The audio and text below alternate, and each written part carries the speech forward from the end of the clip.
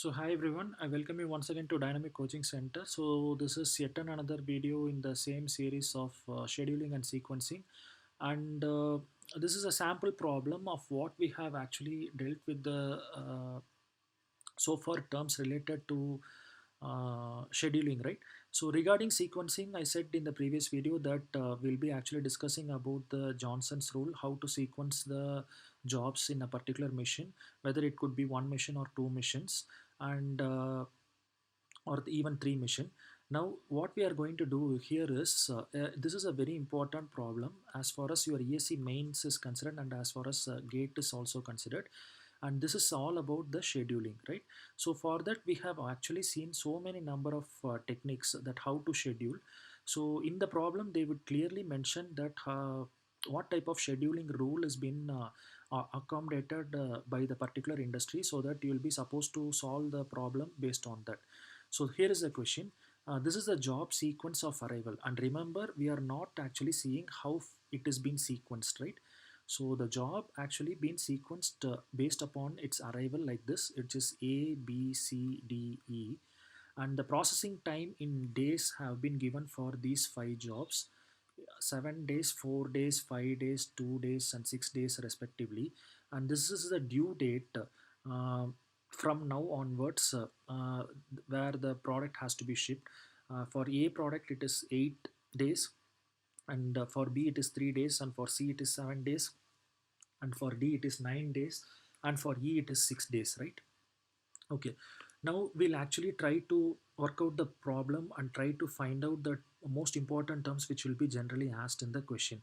Now we have got so many number of rules by which the scheduling process can be actually done. So the first method is the first come first serve basis, FCFS. So if you are asked to do the problem in this particular rule, then you have to use this first come first serve basis, where this was a actual question which has been given to you, where the arrival was in this fashion: first is A, the next one is B, third one is C, and fourth one is actually D, and fifth one is actually E. So this is the order in which they have arrived, and the same order will be actually taken: A, B, C, D, E. So the next one is the processing time in days, which has been given clearly in the question, right? And the next one is the due date, which is also clearly mentioned in the question, which is D suffix I. And processing time, you can measure it as P suffix I, or you can even use C suffix I, which we have actually discussed, which is the completion time. So 8, 3, 7, 9, and 6 respectively. Now we are supposed to calculate something called as flow time, which is very, very important, right? So flow time is something like the cumulative of your processing time. So for the first job A, what you'll do is you'll try to take the processing time and substitute as such, because before that you don't have anything, so it is 0 plus 7, which is 7. For the flow time of B, since it is cumulative, I said that what you have to do is, now it is 7, so 7 plus actual processing time 4 will actually give you 11. Now for the next job, it is 11 plus the actual processing time of the next job 5, which is 16. Then the next one would be 16 plus 2, which is 18. Then it is 18 plus 6, which is 24, right? Now we are supposed to find out the lateness of the job, and lateness of the job, you know how to find out. It is actually the flow time minus the due date. So if the flow time is actually found to be greater than DI, suppose if it is not, then you will be assigning the value 0. You should not assign the value of minus, right?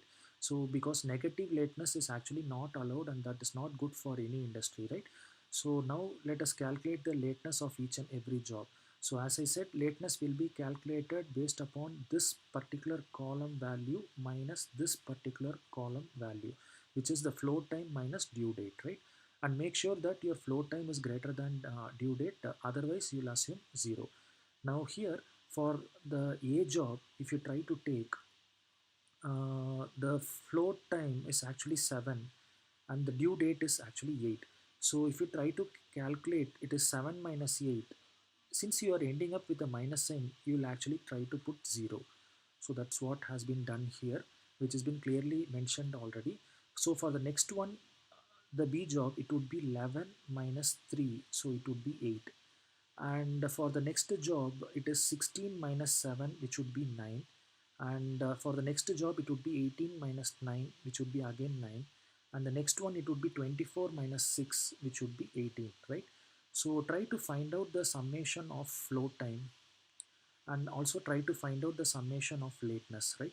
So the normal question that would be asked in the gate, also in ESE mains, would be the mean flow time or average flow time, and mean lateness and average lateness, right? So what would be the mean flow time? It is the total flow time what you have calculated divided by the number of jobs. So the total flow time as per the first come first serve basis calculated value is 76, divided by the number of jobs would be 5, right? And similarly, if you want to calculate the average lateness of the job, then it would be the sum of all the lateness value divided by the number of jobs. So it would be 44 divided by 5.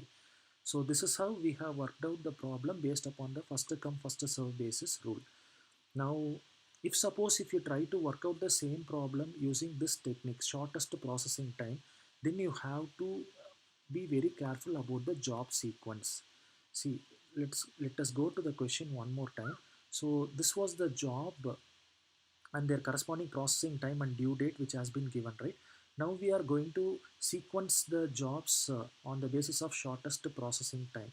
So shortest processing time for which of the job you can actually notice, right? So for example, A, B, C, D, E, out of this, which one is having the shortest processing time? So it is the number 2, which corresponds to D. So D should be done first. The next one would be your 4, which corresponds to B. So it should be B. The next one would be 5, which corresponds to C. The next one would be your E, since it is having the value 6. And the last one would be your A, right? So this is the sequence by which you will do the problem based upon this particular rule, shortest processing time. And remember, suppose for C, instead of 5, if it is 4, then there will be a tie between the B job and C job. In this particular manner, what you can do is you can either see to the due date and see which has to be dispatched very quickly, and that can be given more importance. Or in this particular case of tie, you can also uh, take the particular job in the arbitrary manner, which means you can either choose B or C, suppose if there is a tie, right? So this is the shortest processing time order what we are actually getting for this particular problem, D, B, C, E, A. So let's get into the tabular column. So you can notice D, B, C, E, A, right? Now correspondingly, according to the job sequence what you have chosen, try to match their corresponding processing time given in the question and also their due dates respectively, right? Now again do the same procedure by calculating the flow time, and remember for the first job it is always the flow time is same as equal to the processing time, so which is 0 plus 2, which is 2. And then since it is cumulative, it is 2 plus 4, so it should be 6 for the next job. And similarly for the next job it would be 6 plus 5, so it should be 11. And for the next job it would be 11 plus 6, which is 17.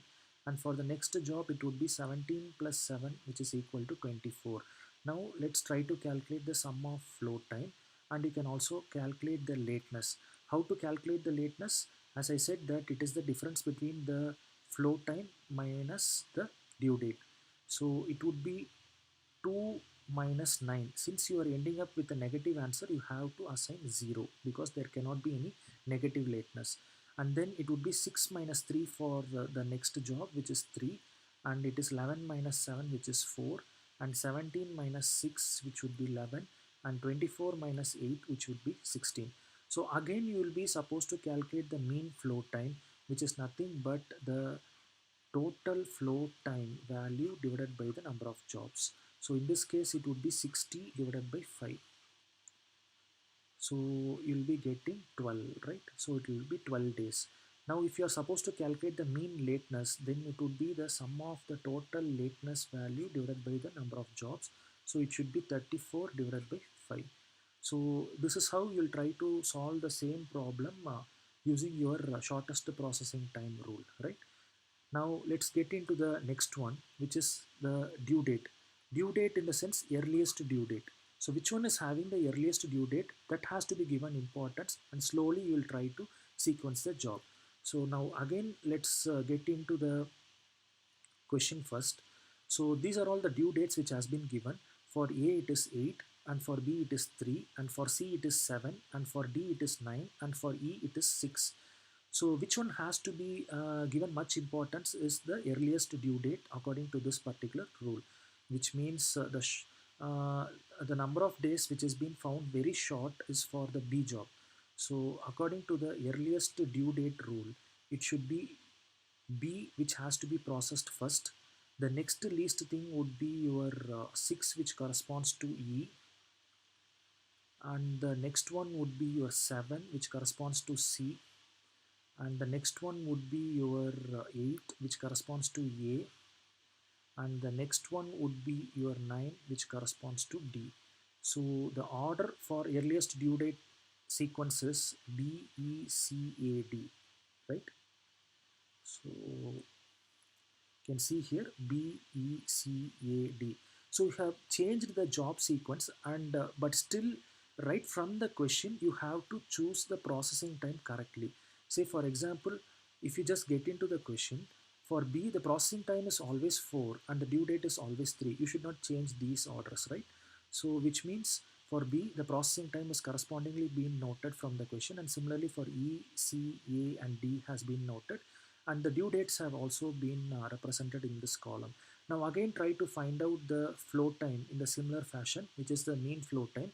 And for the first job, the processing time would be the float time, which is 0 plus 4, which is 4. For the next job, it would be 4 plus 6, which is 10. For the next job, it would be 10 plus 5, which is 15. And for the next job, it is 15 plus 7, which is 22. And for the next one, it would be 22 plus 2, which is 24. Now, regarding the lateness of job, as I said that it is the difference between the flow time and the due date, right? Now, if your flow time should be always the higher one, which should be positive, which means the lateness of job should be actually cannot be negative, right? So in the least manner, you will actually assign the value 0. Now for the first one, it is 4 minus 3, which is 1. For the second one, it is 10 minus 6, which is 4. And for the third one, 15 minus 7, it is 8. And for the fourth one, it is 22 minus 8, which is 14. And for the last one, it is 24 minus 9, which is 15. Now we can try to find out the sum of the flow time and sum of the lateness, right? Now after finding so, again you will be asked with the same question of average or mean flow time, for which you'll go for the sum of the flow time value divided by the number of jobs. For our case, it would be 75 by 5. So it would be 15 days, right? And for the mean lateness of job, you have to find out by using the sum of the lateness value divided by the number of jobs. So for our case, it would be 42 divided by 5. So it would be 8 point something days, which would be the average lateness or the mean lateness, right? So hope you might have understood about how to actually solve a particular scheduling problem based upon the rule which has been given in the question.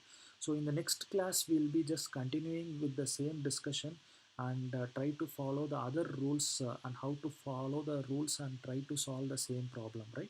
So hope you might have enjoyed this class. If you have any doubts, you can, as usual, post your doubts in the comment section, and we'll just